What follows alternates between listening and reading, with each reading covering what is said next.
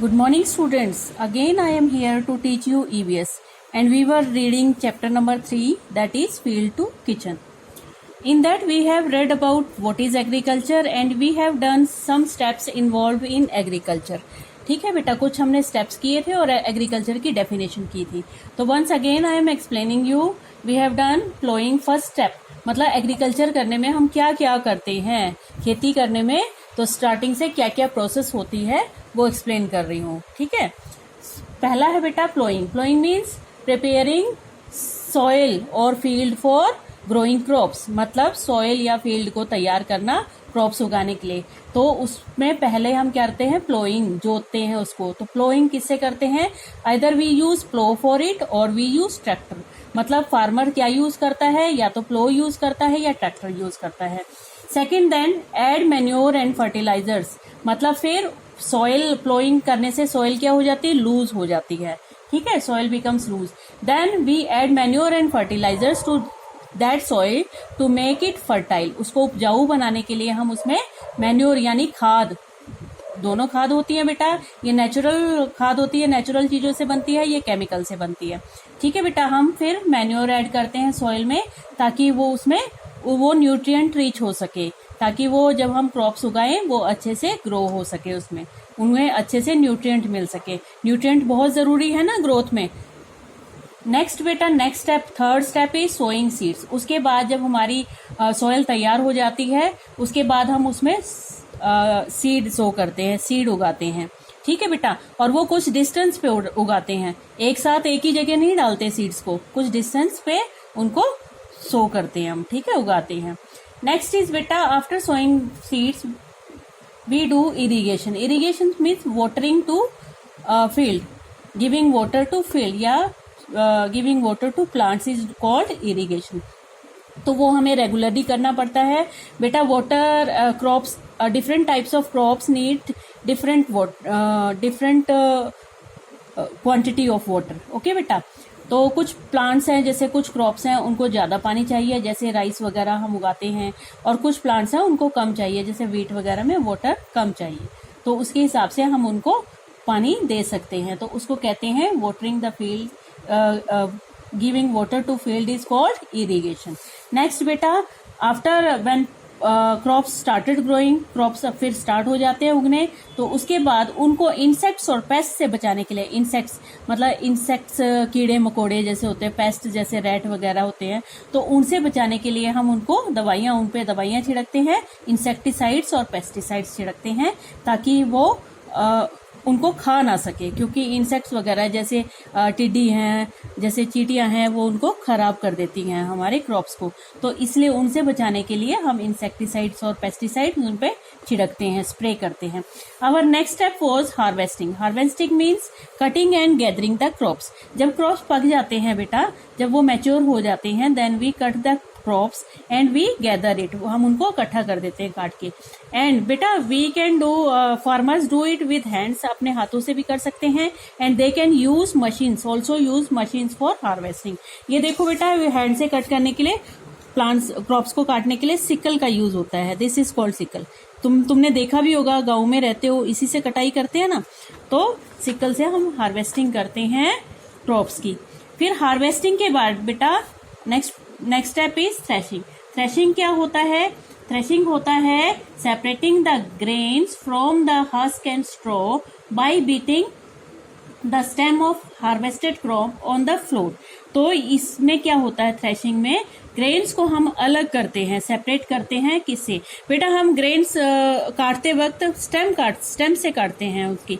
ठीक है, पेड़ों को, पौधों को, और उसके बाद फिर उनको इकट्ठा करके रख देते हैं. फिर जब सारा हमारा कट जाता है तो हम उसमें से ग्रेन्स अलग कर लेते हैं. ग्रेन्स कैसे अलग करते हो, उसको स्टेम से पकड़ के उसको जमीन पे मारते हो, तो वो ग्रेन्स हमारे दाने उससे अलग हो जाते हैं. किससे, स्ट्रॉ से. ठीक है बेटा. Next is winnowing. Next step is winnowing. अब विनोइंग में क्या करते हैं बेटा, this is process of removing husk from the grains. ठीक है, और husk and dirt from the grains. अब ये कैसे करते हैं बेटा, देखो, बरसाते हैं हम गेहूं को, जब दाने निकल आते हैं थ्रेशिंग से, तो हम वो गेहूं को बरसाते हैं, थोड़ी ऊपर से उनको डालते हैं, बड़े से तसले वगैरह में लेकर ऊपर से डालते हैं. हवा चल रही हो तो ठीक है, नहीं चलती तो उसमें हम फैन लगाते हैं हवा के लिए, और हवा में उनको ऊपर से नीचे डालते हैं, तो उसमें से हस्क, छिलके और तिनके वगैरह और उसमें जो डर्ट होता है और उसमें जो कूड़ा करकट होता है वो उसमें से निकल आता है। तो उस प्रोसेस को कहते हैं विनोइंग। क्या कहते हैं? Winnowing. Removing of husk and dirt from the grains is called winnowing.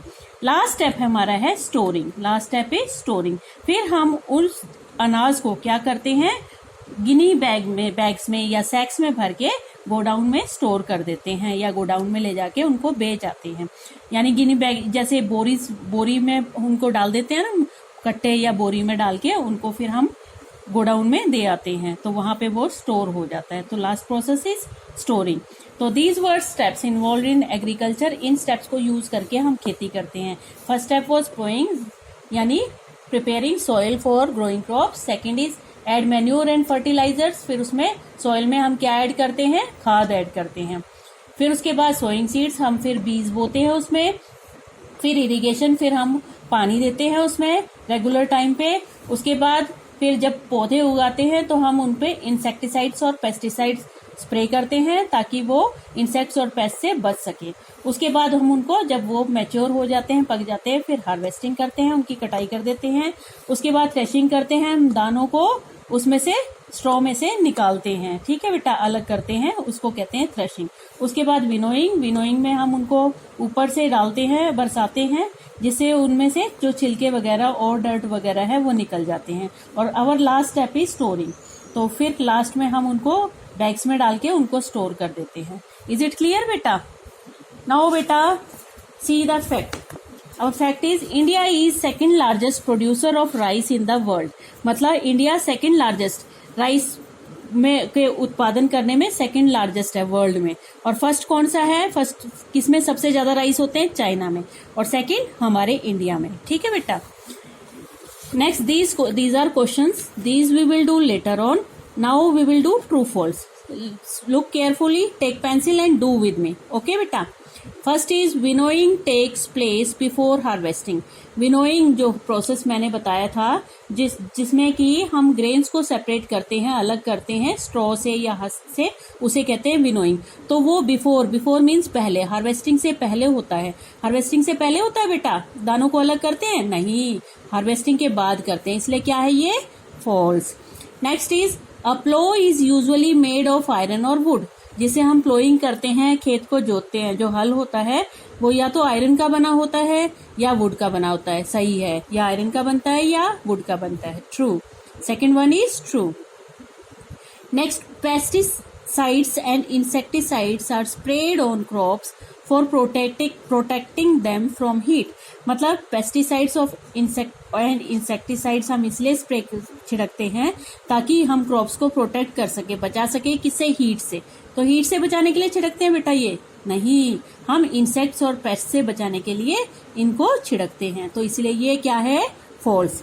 Next is harvested crops are stored in where houses.